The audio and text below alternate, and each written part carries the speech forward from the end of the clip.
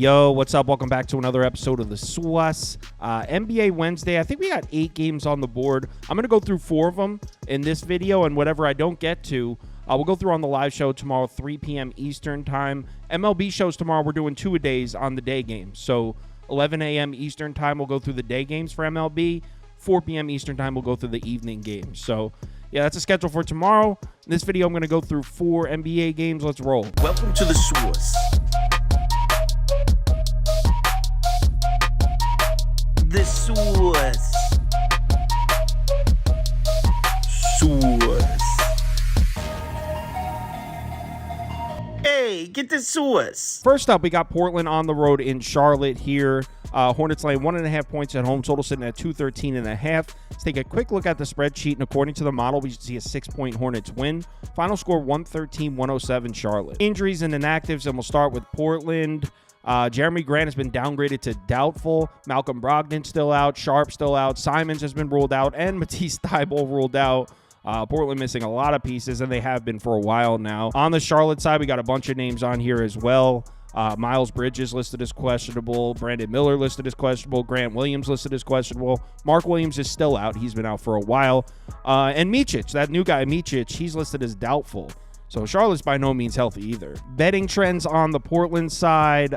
Blazers are 7-7 against the spread in their last 14. 2-4 against the spread in their last 6 on the road. There was a stretch there where Portland was covering the number on the road at a high rate.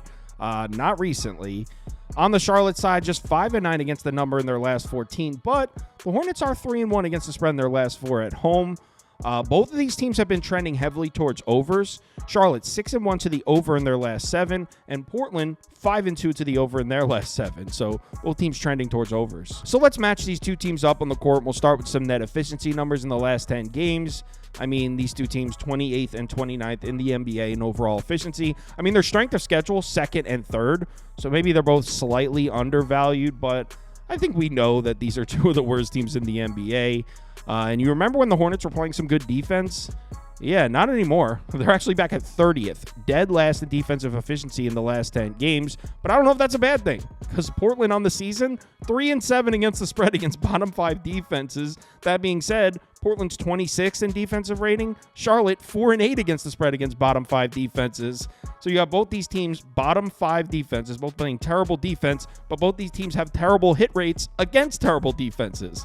Good luck with this one. Let's take a look at the matchup for the Blazers offense, and you can see Portland has a huge rebounding edge here, 9th to 26th. Should be plenty of second chance opportunities for the Blazers here, but it evens out because turnovers are probably going to be a problem for Portland, 30th to 7th in that category. So all the extra possessions Portland gains in terms of offensive rebounds, they're going to give back in terms of turnovers. Now, one thing I do like for Portland's offense is they have been able to score down low recently, 14th and 17th at the rim, 4th and 17th in the paint. I mean, by Portland Trailblazer standards, these are excellent numbers, and that could be significant here because Charlotte's been a terrible defense protecting the interior all season, and that hasn't changed recently. On the other side of the court, we got Charlotte's offense, and this matchup, Charlotte's offense versus Portland's defense, this is just a terrible matchup across the board.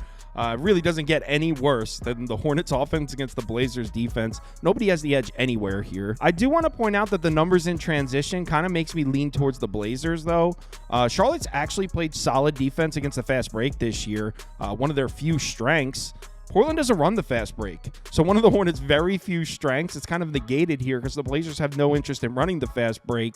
And one of Portland's biggest weaknesses on the defensive side, defending the fast break, Hornets don't run the fast break either.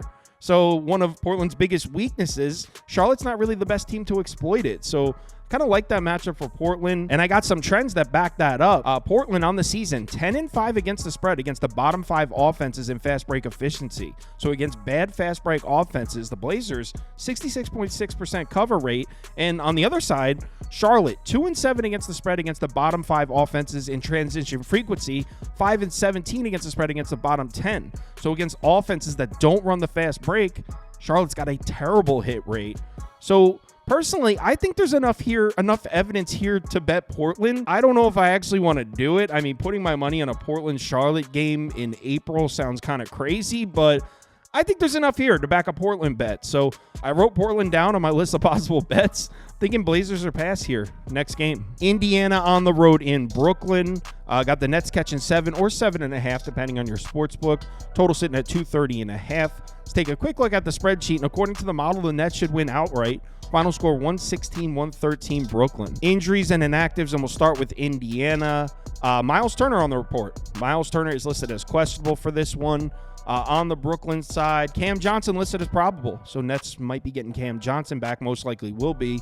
And Dennis Smith Jr. might be back as well. He's listed as questionable. He's missed a few games himself. So Nets might be at full strength for this one. No need for me to even handicap this game. You guys already know what I'm betting. If you watched the live show on Monday, you know I'm betting the Nets here. In fact, I'm going to play the clip for you right here. Being said, I think the handicap points towards a Pacers cover.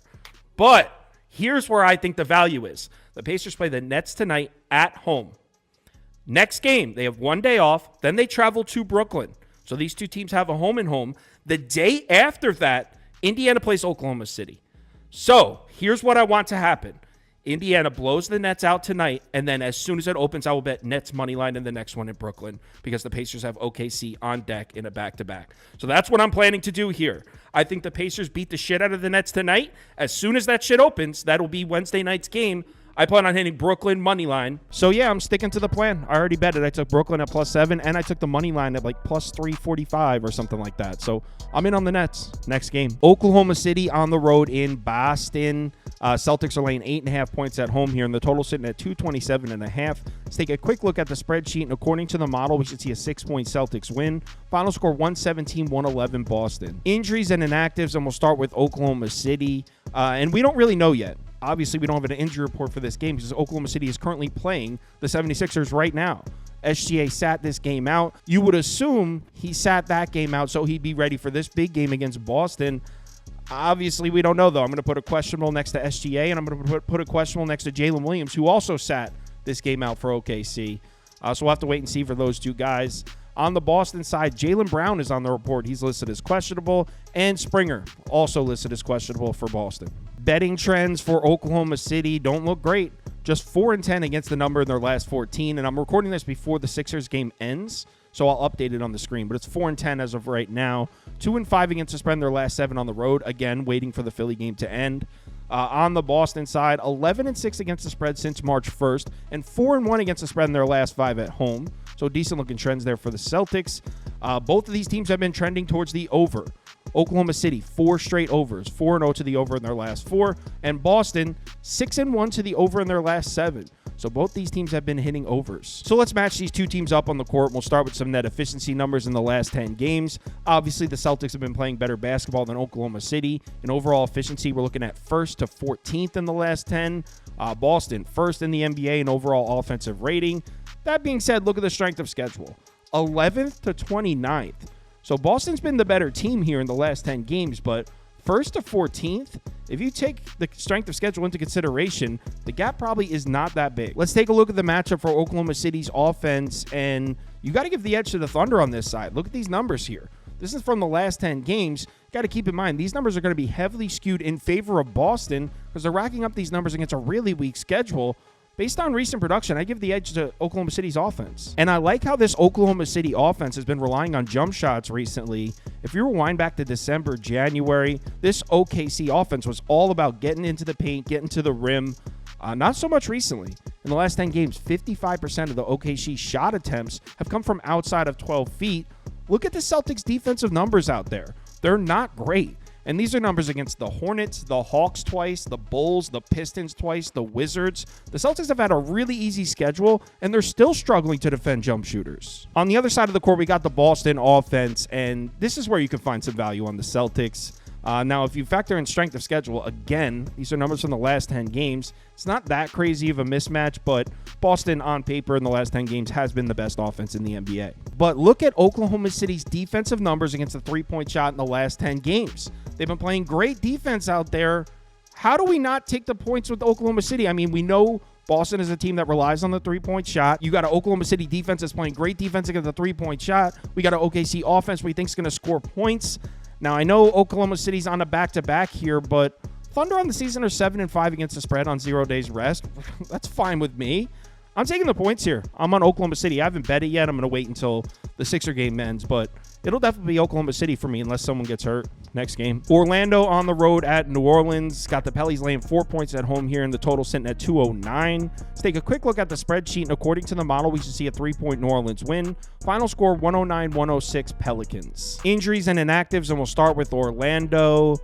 Caleb Houston on the report for the Magic. He's listed as questionable. Other than that, Magic should be good to go. On the New Orleans side, Alvarado has been ruled out. He's going to miss another one. Same goes for Brandon Ingram. So still no Ingram for the Pellies here. Betting trends for Orlando. Magic just 1-4 against the number in their last 5. They are 3-1 against the spread in their last 4 on the road, though. Pelicans also 1-4 against the spread in their last 5. Just 4-6 against the spread in their last 10 at home. So neither team really has the best looking betting trends right now. Magic has been all unders. 5 straight unders for the Orlando Magic. And the Pellies have been unders also. 4-9 to the under in their last 13 Pelicans games. So both these teams trending towards unders. So let's match these two teams up on the court. We'll start with some net efficiency numbers. Orlando's been better. In the last 10 games, 4th to 13th in overall efficiency. Orlando Magic, 1st in defensive rating in that span. But against who? Strength of schedule in that span, the last 10 games, 8th to 28th. So these numbers are going to be heavily skewed in favor of the Magic. Yeah, Orlando's got great numbers in the last 10, but they haven't played anybody. And look at the Pellies' defensive rating in the last 10 games. 8th in the NBA. The reason that's important, Orlando just 5-5 against the spread against the top 5 defenses, 14-3 against the spread against the bottom 5 defenses. Orlando's been fine against elite offenses, but elite defenses have given the Magic problems. Let's take a look at the matchup for Orlando offensively, and edge goes to the Pellies defense on this side. I know looking at these numbers, it doesn't look that one-sided, but again, these are numbers from the last 10 games, and we have to keep strength of schedule in mind. Orlando's played one of the easiest schedules in the NBA, and New Orleans has top 10 in strength of schedule. Big rebounding edge, big turnover edge for New Orleans defensively. The main question we have to ask here is Orlando going to be able to get to the basket in this game? Because we know that's what the Magic want to do offensively. That's what they've done all season. They attack the rim, they finish at the basket, they get to the free throw line. Well, New Orleans defensively, 6th in frequency at the basket, meaning, kind of like the Golden State Warriors, they don't let their opponents get to the rim to take those shots. Orlando on the season has an excellent record against the spread, but against the top 5 defenses in rim frequency, against those defenses that don't let you get to the basket, they're just 5-8 against the spread. On the other side, we got the Pelicans offense, and obviously you have to give the edge to Orlando defensively on this side. Orlando's been playing great defense. Now, you do have to keep strength of schedule in mind. These are numbers from the last 10 games, and Orlando's played a really weak schedule, but still don't want to take credit away from Orlando. They really are playing some great defense. One thing I do like for the Pellies here, though, look at the turnover rate. This is a Magic defense that's been heavily reliant on creating turnovers. That might not happen here. On the road in New Orleans, the Pellies have done a great job protecting the basketball, so I actually like that for New Orleans. Shot zones for the Pellies offense. I really don't know how I feel about these. Obviously, without Brandon Ingram, this Pelicans offense is a bit limited in a sense that they don't really have a ton of jump shooting. They've been limited to really relying on scoring on the interior. But the thing is, Orlando's defensive numbers on the interior aren't even great. They've actually been kind of vulnerable down there, and that's against an easy schedule. So I don't know if that necessarily scares me off a Pelicans bet here, which is why I think the Pellies are on the move. I put this on my list of possible bets as well. Didn't bet it yet, but I'm definitely considering New Orleans -4 here. Live show tomorrow, 3 p.m. Eastern time. I believe Ski's coming on. So Ski will be on the show. We'll go through every single game, make our final decisions. If you're able to make it, we'd love to see you in the comments. Oh, and the MLB show. 11 a.m. Eastern time is the morning show. We'll go through the MLB day games. And then at 4 p.m., we'll go live again, and we'll go through the MLB night games. So 3 live shows tomorrow, 11, 3, and 4. Love to see you there. If you want my top bets, parlays of the day, or you'd like to join our Discord, head over to KyleKirms.com. The information is right there on the homepage. Yeah, let's have ourselves a great great Wednesday. Hopefully, by the time you're watching this, I had a great Tuesday. I've had to record these videos earlier than usual, so I have no idea I can't tell you how we did last night because these games are all still happening. So hopefully by the time you're watching this, I had a good one. Yeah, remember to bet responsibly. I'll talk to you in the Discord.